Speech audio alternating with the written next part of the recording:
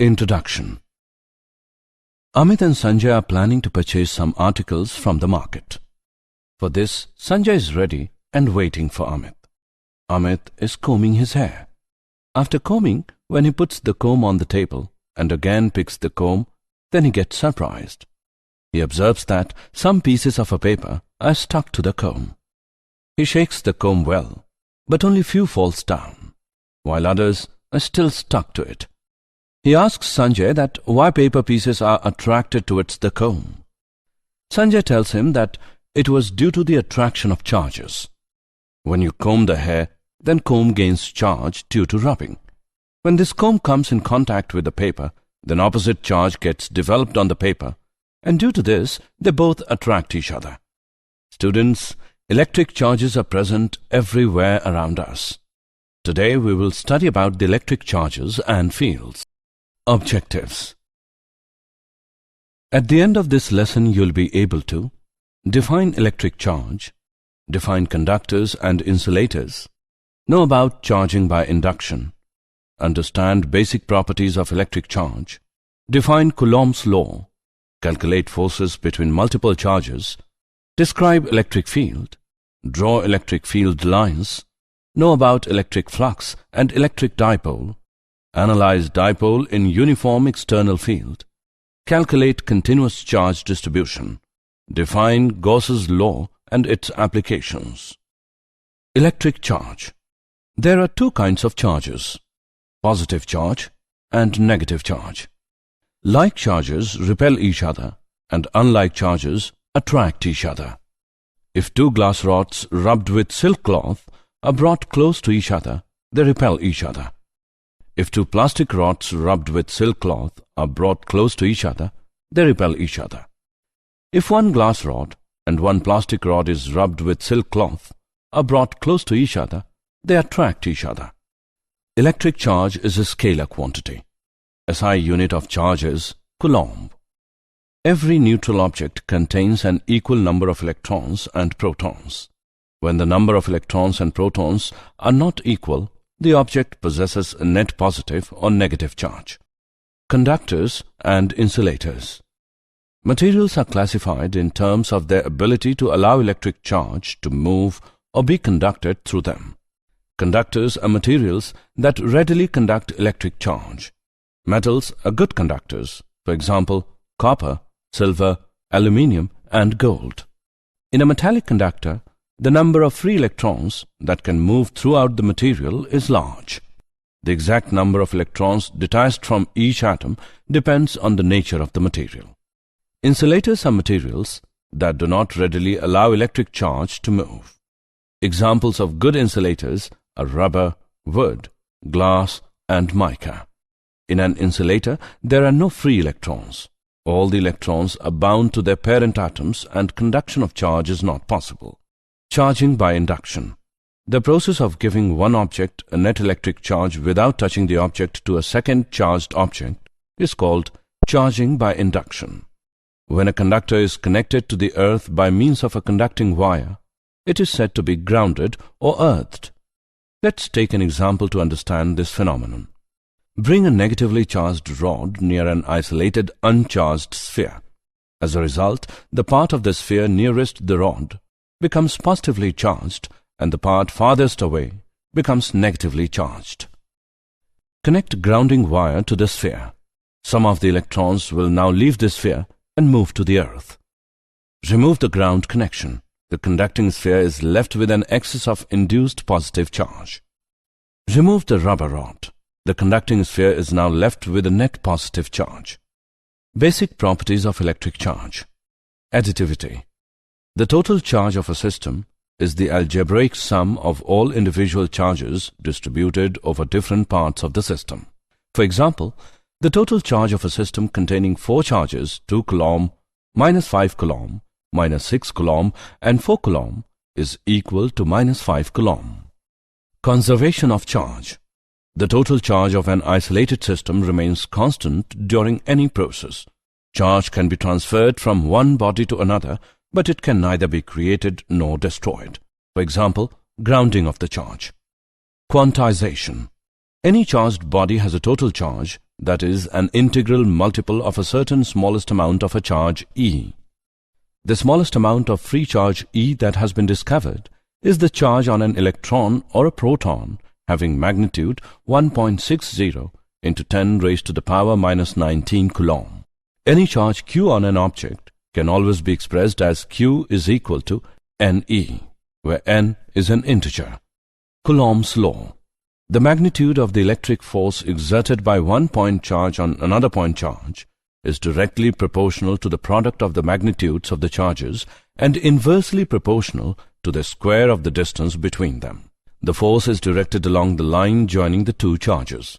The magnitude F of the force between 2 point charges and separated by a distance r can be expressed mathematically as F is equal to K into mod Q1 into mod Q2 divided by r square. Here, K is a constant of proportionality.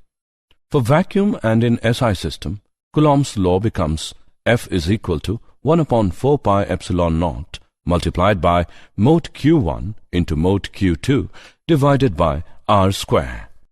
Forces between multiple charges. Superposition principle.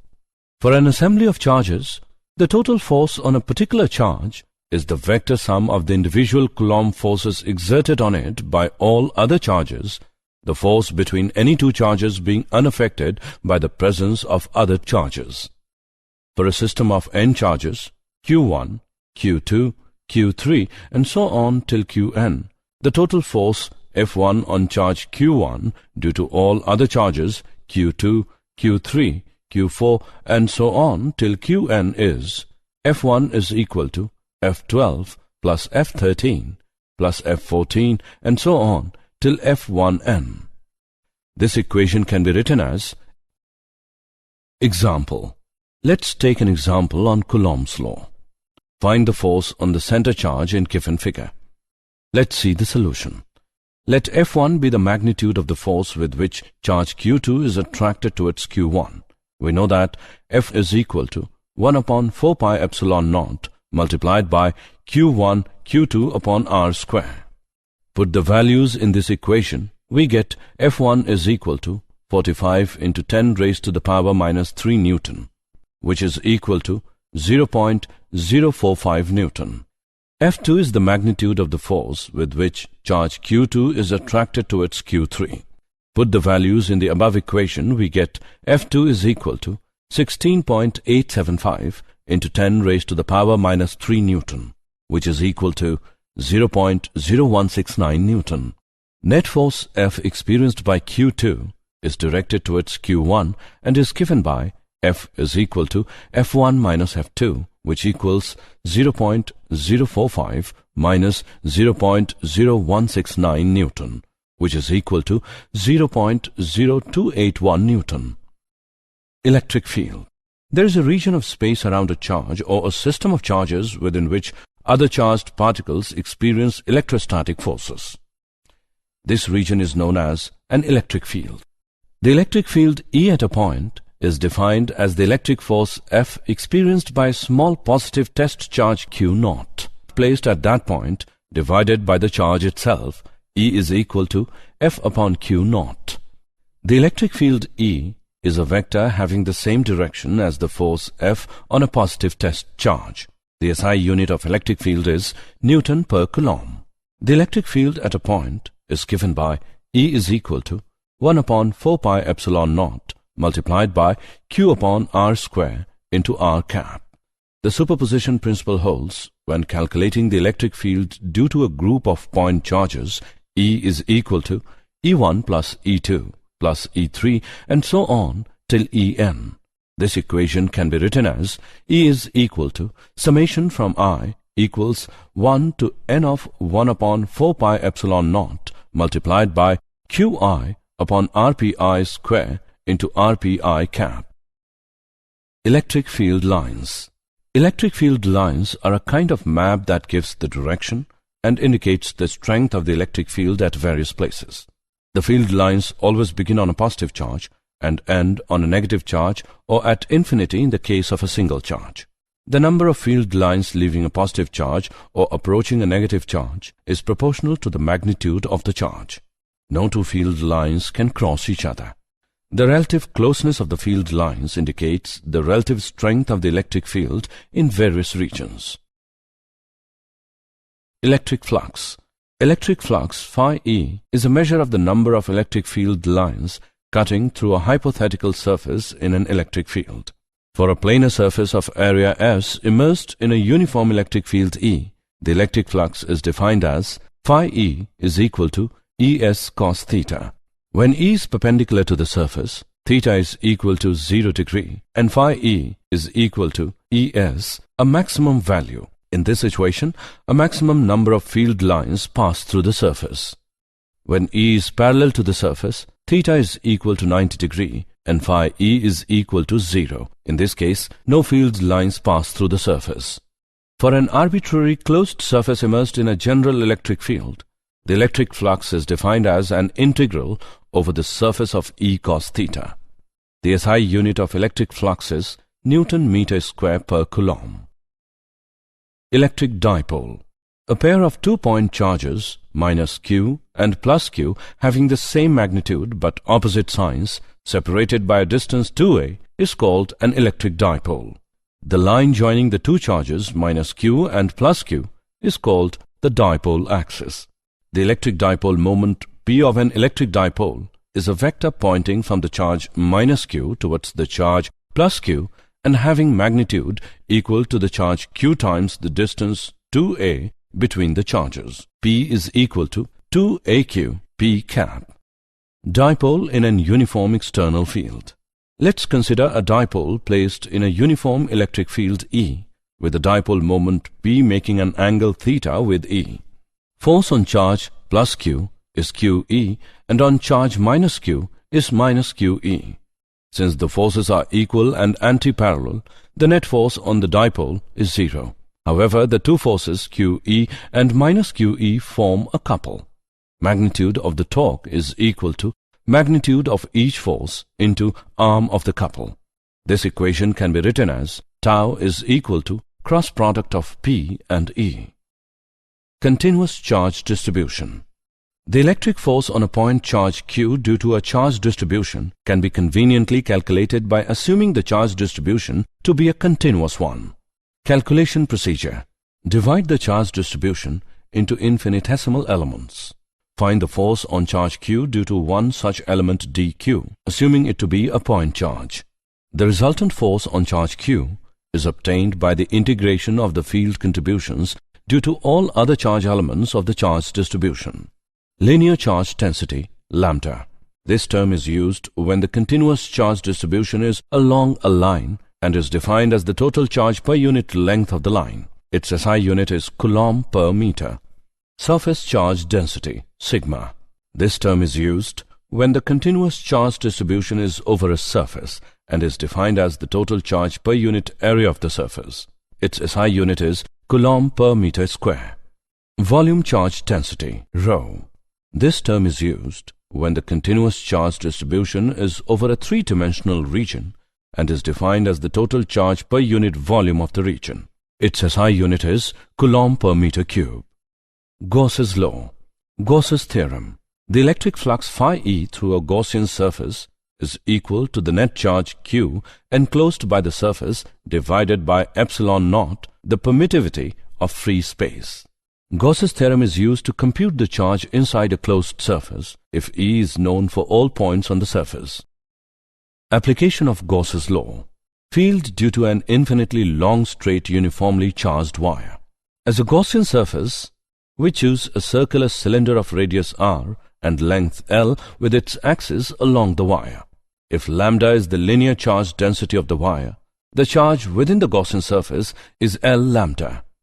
We know that phi E is equal to integration of a closed surface of E dot ds, which equals to product of E and 2 pi RL, where 2 pi RL is the area of the curved surface of the cylinder. According to Gauss's theorem, we get electric field at any point at a radial distance r from the wire is equal to lambda divided by 2 pi r epsilon naught. Field due to a uniformly charged infinite plane sheet. As a Gaussian surface, we consider a circular cylinder of cross-sectional area A and height 2r with its axis perpendicular to the sheet. If sigma is the surface charge density of the sheet, the charge enclosed by the Gaussian surface is L sigma. We know that phi E is equal to integration over closed surface of E dot ds, which is equal to product of 2A and E. According to Gauss's theorem, we get electric field at any point at a radial distance r from the wire is equal to sigma divided by 2 epsilon naught. Field due to a uniformly charged thin spherical shell. To find the electric field at a point distant r from the center of the sphere of radius r, we choose a spherical Gaussian surface of radius r concentric with a charged sphere. If a rho is volume density of charge in the solid sphere, the total charge in the sphere is given by Q is equal to 4 upon 3 product of pi r cube and rho. Case 1. For points outside the solid sphere, r is greater than r. The electric field at any point distant r from the center of the solid sphere is equal to 1 upon 4 pi epsilon naught multiplied by q upon r square. Case 2. For points inside the solid sphere, r is smaller than r. The electric field at any point distant from the center of the solid sphere is equal to 1 upon 4 pi epsilon naught multiplied by rq upon r cube. Assessment. Before proceeding further, let us know how much you have learned. Drag and drop the correct option. Did you know? During rubbing, a body which has lower work function loses electrons and becomes positively charged. A body having higher work function becomes negatively charged by gaining electrons. Positron is a particle whose mass is the same as that of an electron. Positron has a positive charge of the same magnitude as that of the negative charge on an electron. Recently, the existence of particles of charge 1 upon 3e and 2 upon 3e has been postulated. These particles are called quarks. Summary. Let us summarize what we have learned. Like charges repel each other and unlike charges attract each other. The process of giving one object a net electric charge without touching the object to a second charge object is called charging by induction. Any charged body has a total charge, that is, an integral multiple of a certain smallest amount of charge E. The magnitude of the electric force exerted by one point charge on another point charge is directly proportional to the product of the magnitudes of the charges and inversely proportional to the square of the distance between them. The force is directed along the line joining the two charges. For an assembly of charges, the total force on a particular charge is the vector sum of the individual Coulomb forces exerted on it by all other charges, the force between any two charges being unaffected by the presence of other charges. The region of space around a charge or a system of charges within which other charged particles experience electrostatic forces is known as an electric field. Electric flux is a measure of the number of electric field lines cutting through a hypothetical surface in an electric field. The electric flux through a Gaussian surface is equal to the net charge enclosed by the surface divided by the permittivity of free space.